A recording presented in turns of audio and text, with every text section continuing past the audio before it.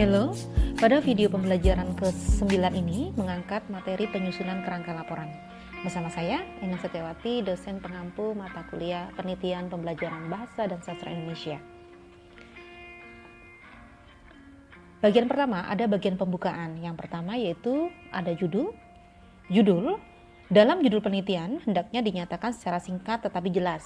Perlu diusahakan agar judul penelitian yang dibuat dapat dengan tepat merumuskan isi pokok penelitian. Yang kedua, ada kata pengantar. Yang ketiga, daftar isi. Yang keempat, daftar tabel. Yang kelima, daftar gambar. Dan kelima, daftar lampiran. Kemudian bagi dua itu bagian analisis.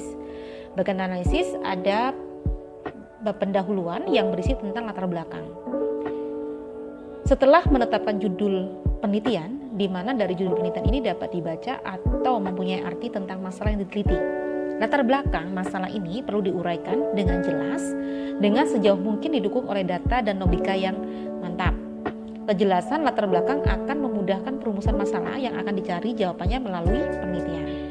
Yang kedua yaitu perumusan masalah penelitian. Yang dimaksud dengan perumusan masalah penelitian adalah untuk membatasi masalah penelitian yang telah ditetapkan dan ditulis dalam bentuk pertanyaan untuk menambah ketajaman perumusan. Yang ketiga itu hipotesis, adalah merupakan jawaban sementara terhadap pertanyaan-pertanyaan yang dikemukakan dalam perumusan masalah. Dinyatakan dengan kalimat, maka suatu hipotesis harus dinyatakan dalam bentuk kalimat pertanyaan yaitu statement. Yang keempat yaitu metode penelitian yang digunakan. Yang pertama yaitu metode pengambilan sampel, yang kedua metode pengambilan data, dan yang ketiga yaitu sumber data.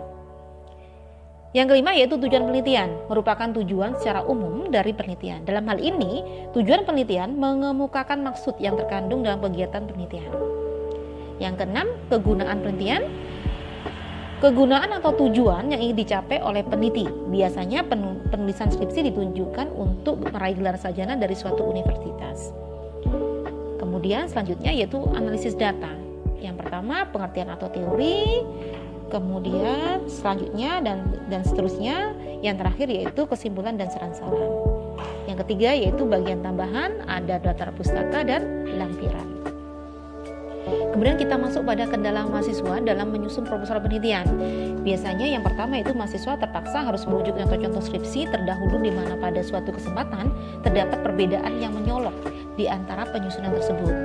Yang kedua yaitu antara dua dosen pembimbing terdapat dua versi yang berbeda dan saling mengutamakan argumentasi mereka untuk format penulisan proposal dan skripsi.